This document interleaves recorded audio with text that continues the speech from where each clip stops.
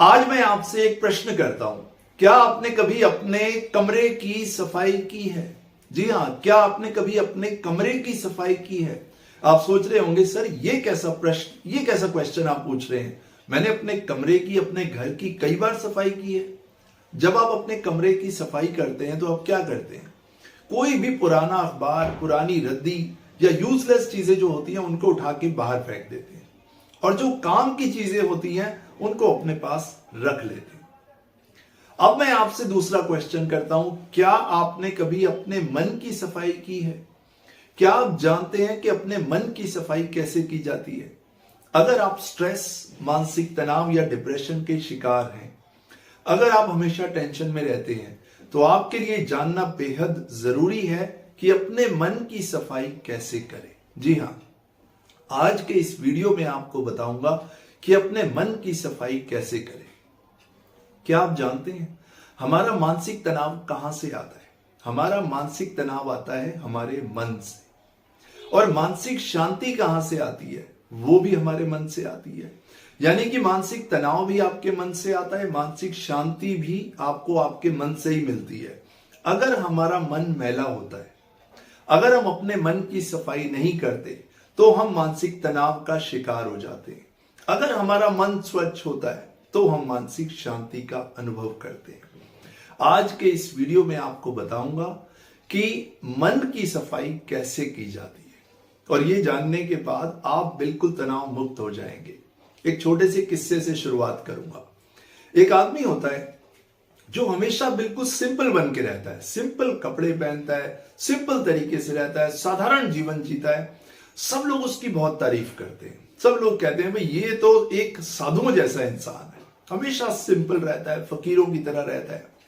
एक दिन उसके दोस्त का उसके पास फोन आता है कि भाई मैं आपसे मिलना चाहता हूं। वो उसका बचपन का दोस्त होता है। वो कहता है भाई मैं इसी शहर में हूं और आज मैं आपके घर आना चाहता हूं, आपसे मिलना चाहता हूं। वो कहता है ठीक है, आप आ जाओ। वो भी सुन के बहुत खुश होता है कि मेरे दोस्त ने मुझे फोन किया और मुझसे मिलने आना चाहता है। वो कहता है आ जाओ, बट आज मैंने अपने एक दूसरे दोस्त को कमिटमेंट किया है, मुझे उससे मिलने जाना है। वो कहता है कोई बात नहीं, आज का दिन ही मेरे पास है और मैं आपसे मिलने आना चाहता हूं। वो कहता है ठीक है, आप आ जाओ। अब वो दोस्त उनके घर पे पहुंच जाता है। वो दरवाजा खटखटाता है, वो दरवाजा खोलता है। दोनों एक दूसरे को गले लगाते हैं और बचपन की बातें शुरू कर देते हैं और जो भी टाइम उन्होंने स्पेंड किया वो सब शेयर करते हैं। अब वो दोस्त कहता है कि अब मुझे निकलना पड़ेगा क्योंकि मेरा दूसरा दोस्त मेरा वेट कर रहा है, मैंने उससे कमिटमेंट किया है, तो तुम यहीं रुको। वो कहता है मैं रुक के क्या करूंगा, मैं भी तुम्हारे साथ चलता हूं, मैं भी तुम्हारे दोस्त से मिल लूंगा। वो कहता है ठीक है, बट वो दोस्त कहता है कि मेरे पास अच्छे कपड़े नहीं है, अगर तुम मुझे अपने कपड़े दे दो तो मैं तुम्हारे साथ चल पाऊंगा। वो कहता है ठीक है। उसके पास एक शानदार ड्रेस होती है, शानदार ड्रेस होती है, शानदार जूते होते हैं जो उसको किसी ने गिफ्ट किए होते हैं। अक्सर उसको लोग गिफ्ट कर देते हैं उसकी सादगी को देख के। वो शानदार ड्रेस, राजा महाराजाओं जैसी ड्रेस और जूते होते हैं, वो अपने दोस्त को दे देता है। कहता है ठीक है, तुम मेरे साथ चलो, ये ड्रेस पहन लो और ये शूज पहन लो। अब उसका दोस्त तैयार होके कमरे से बाहर आता है। अब जब वो कमरे से तैयार होके बाहर आता है तो वो बिल्कुल चमक रहा होता है, बहुत खूबसूरत लग रहा होता है। अब ये आदमी का देख के इसके मन में जेलस शुरू हो जाती है, इसके मन में ईर्ष्या आ जाती है। और मन में क्या ईर्ष्या आती है कि अब हम दोनों बाहर जाएंगे तो मेरी तरफ तो कोई देखेगा ही नहीं, मेरी तरफ तो कोई देखेगा ही नहीं। ये इतना सुंदर, इतना हैंडसम लग रहा है, सभी लोग इसी को देखेंगे और मेरी तरफ कौन देखेगा। अब धीरे धीरे ये ईर्ष्या माइंड में चलने लग जाती है। मैंने आपको कहा था ना, मन में जो मैल आ जाता है वो कैसे बढ़ता है। अब आप जानिए कैसे। अब वो खैर उसको लेके अपने दोस्त के घर की तरफ चलता है। अब वो देखता है कि जहां से भी वो निकलते हैं सभी लोग उसकी इस ड्रेस की तरफ देख रहे होते हैं, उसके शूज की तरफ देख रहे होते हैं और वो सबकी नजरों को पड़ता है और उसकी तरफ कोई नहीं देख रहा होता। अब उसकी ईर्ष्या और ज्यादा बढ़ जाती है, उसको जेलस होने लगती है। देखिए मन में जेलस किस तरह बढ़ रही है, किस तरह मन मैला हो रहा है। एनीवेज वो उस दोस्त के घर पहुंच जाते हैं, दरवाजा खटखटाते हैं। जैसे ही उसका दोस्त दरवाजा खोलता है वो भी अब इस इंसान को देखता है। वो कहता है ये तो बहुत हैंडसम लग रहा है। वो अपने मन ही मन सोचता है, उसकी आंखें बोलती हैं कि ये तो बहुत अच्छा लग रहा है। उससे पहले कि वो कुछ बोलता, ये पहले ही बोल देता है ये जो दोस्त है ये पहले ही बोल देता है, जो फकीरों जैसा रहता है वो पहले ही बोल देता है कि यार इसकी जो ड्रेस ये इतनी सुंदर लग रही है ना, ये इसकी नहीं है, ये मेरे घर आया था, बहुत दूर से आया और ये मैंने इसको ड्रेस दी है, ये शूज भी मैंने दिए हैं, इसलिए ड्रेस अच्छी लग रही है, कोई बात नहीं, मैंने इसको दी क्योंकि इसके पास पहनने के लिए कपड़े थे नहीं नए, तो मैंने दे दिए। अब जिसने ये ड्रेस पहनी होती है वो सुन रहा होता है, उसको बहुत बुरा लगता है। एनीवेज वो उस दोस्त से मिलके बाहर निकलते हैं। फिर उसको अपनी गलती का एहसास होता है कि मैंने इसको ड्रेस तो दी है लेकिन मैंने सुना दिया, ये अच्छा काम नहीं किया। फिर वो अपने उस दोस्त से सॉरी फील करता है कि मुझसे गलती हो गई, मैंने तुम्हें ड्रेस भी दी और सुना भी दिया, मैं इसके लिए माफी चाहता हूं, प्लीज मुझे माफ कर दो। वो अच्छा इंसान होता है, वो कहता है ठीक है, कहता है चलो मुझे एक और दोस्त से मिलना है, हम वहां चलते हैं। अब वो दोनों उस दूसरे दोस्त से मिलने चले जाते हैं। अब रास्ते में जब जा रहे होते हैं तो फिर सभी लोग उसी को नोटिस करते हैं, उसकी ड्रेस को नोटिस करते हैं, सभी लोग उसकी तरफ देख रहे होते हैं। अब इसके दिमाग में, इसके मन में वो ईर्ष्या का जो लेवल है वो और ज्यादा बढ़ जाता है, जेलसी और ज्यादा बढ़ जाती है, मन और मैला होता चला जाता है। अब ये दिमाग में इतना सोचते हुए चलता है कि इसको पसीना आने लगता है, सर्दी में भी पसीना आने लगता है। खैर वो उस दोस्त के घर पे पहुंच जाते हैं, दरवाजा खटखटाते हैं, वो दोस्त दरवाजा खोलता है। अब वो दोस्त जैसे ही दरवाजा खोलता है तो ये इंसान क्या कहता है, ये कहता है भाई एक बात ध्यान से सुन लो, ये ड्रेस इसको मैंने नहीं दी, ये इसकी अपनी ड्रेस है, ये ड्रेस इसको मैंने नहीं दी। वो दोस्त बड़ा हैरान होता है कि ये परिचय कराने का कौन सा तरीका है, ये इंट्रोडक्शन कराने का कौन सा तरीका है। खैर एनीवेज वो वहां से भी बाहर निकलते हैं।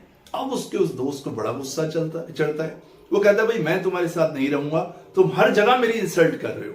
वो कहता है मैं माफी चाहता हूं, मैं अपने विचारों को संभाल नहीं पाया, अब मैं ऐसी गलती नहीं करूंगा। अब वो कहता है मुझे एक और दोस्त से मिलना है, तो वो अगले दोस्त से मिलने के लिए जाते हैं। अब जब वो अगले दोस्त से मिलने के लिए जाते हैं उसके अंदर वही ईर्ष्या चल रही होती है, मन मैल से भरा होता है, वही ईर्ष्या चलते चलते चलते वो उस दोस्त के पास पहुंच जाते हैं। अब वो दोस्त का दरवाजा खटखटाते हैं। जैसे ही वो दोस्त दरवाजा खोलता है, उससे पहले कि वो कुछ कहता, ये कहना शुरू कर देते हैं कि इस ड्रेस के बारे में कोई बात मत करना, कि ये ड्रेस अच्छी लग रही है या बुरी लग रही है, इसके बारे में कोई बात मत करना, बाकी कोई भी बात कर लेना, इस ड्रेस के बारे में कोई बात मत करना, मैं इसके बारे में तुम्हें कुछ नहीं बताऊंगा, मैं इसके बारे में कुछ नहीं कहूंगा। आप समझे कि इस इंसान की ईर्ष्या का लेवल, जेलसी का लेवल इतना बढ़ गया कि इससे कंट्रोल ही नहीं हुआ। इसके मन में इतना मैल बढ़ गया, इतना ज्यादा मैला हो गया मन कि ये समझ ही नहीं पाया कि मैं क्या कह रहा हूं। कुछ इसी तरीके से हमारे साथ भी होता है, कुछ ठीक इसी तरीके से हमारे साथ भी होता है। हमारे मन में भी रोज हजारों विचार बनते रहते हैं, आते रहते हैं, जाते रहते हैं। तो इसीलिए मन को रोज साफ करना जरूरी है। अब इसने पहले तो उसको ड्रेस दी और ड्रेस देने के बाद इसके दिमाग में एक नेगेटिव विचार आया और वो नेगेटिव विचार बढ़ता गया, बढ़ता गया, बढ़ता गया, बढ़ता गया, इस तरह बढ़ गया कि वो दिमाग से निकल ही नहीं पाया। मेरा एक छोटा सा किस्सा सुनाने का मतलब ये था कि जब भी हमारे दिमाग में कोई विचार आता है ना, तो वो एक छोटी सी चिंगारी के रूप में आता है जो कहीं नजर भी नहीं आता और धीरे धीरे ये जंगल की आग जितना बड़ा हो जाता है। तो इसीलिए जरूरी हो जाता है, बेहद जरूरी हो जाता है कि हम अपने मन की सफाई रोज करें। हम अपने मन के एक एक कमरे में झांक के देखें कि हमने अपनी आस्था कहां कहां बना रखी है, किस किस जगह पे हमने अपना विश्वास जोड़ रखा है। जिस तरह मैंने आपसे पूछा था, जब आप कमरे की सफाई करते हैं तो आप क्या करते हैं, कमरे से पुरानी रद्दी, पुरानी अखबारें उठा के बाहर फेंक देते हैं और काम की चीजें रख लेते हैं। उसी तरह अपने मन के एक कमरे में जाके देखिए कि आपने अपने मन में क्या क्या संजो रखा है। आज हर रोज आप अपने मन में क्या क्या संजो रहे हैं, अपने विश्वास को कहां कहां जोड़ रहे हैं, कहां कहां आपने अपनी आस्था बना रखी है। अगर रोज आप इंस्पेक्शन करेंगे अपने विचारों का, तभी आप अपने मन को साफ कर पाएंगे। नहीं तो ये जो हमारा मन होता है ना, जो हमारा दिमाग होता है, ये कचरे का डिब्बा बन जाता है। इसमें कचरा ही कचरा होता है और इतना कचरा भर जाता है कि इसमें सही चीज रखने की कोई जगह नहीं होती, और सही चीज भी आप रखते हैं तो वो भी कचरा हो जाती है। आप मेरी बात समझ पा रहे हैं?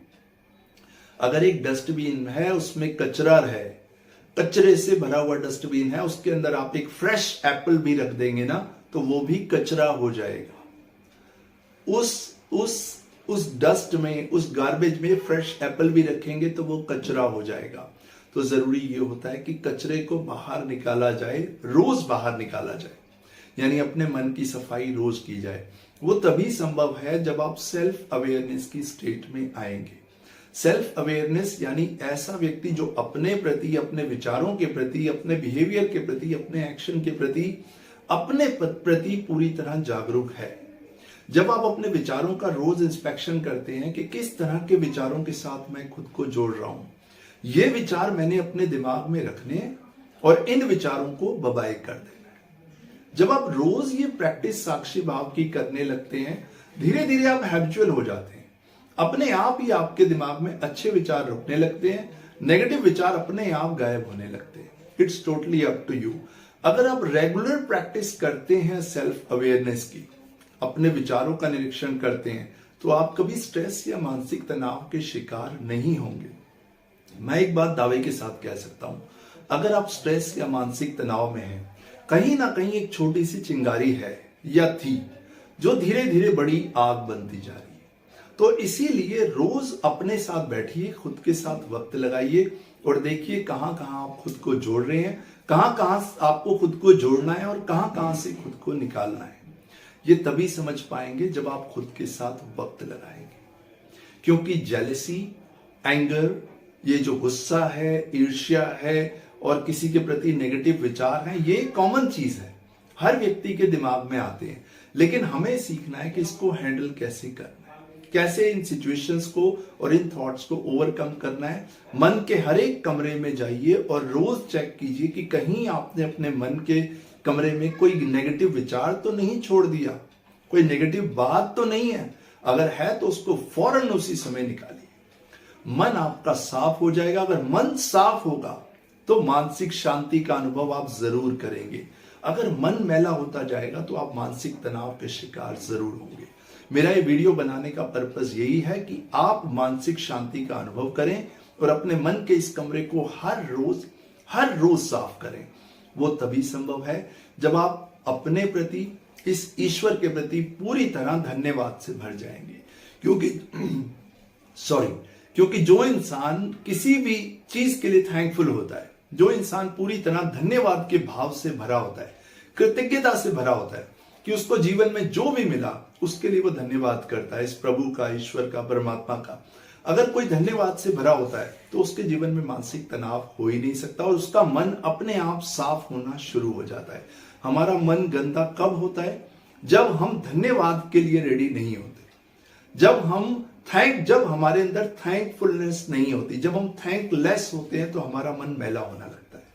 तो इसीलिए पूरी तरह धन्यवाद से भर जाइए। जो कुछ आपको मिला है, जैसा आपको मिला है, उसके लिए पूरी तरह प्रभु का धन्यवाद कीजिए और जो नहीं है उसके लिए प्रार्थना कीजिए। देखिए कितना सुंदर जीवन आप चला पाएंगे। Thank you very much. मेरा पर्पस यही है कि आप इसी तरह अपने जीवन में आगे बढ़ें, पॉजिटिव रहें और मानसिक शांति का अनुभव करें। Thank you very much. I will see you in my next video. Thank you.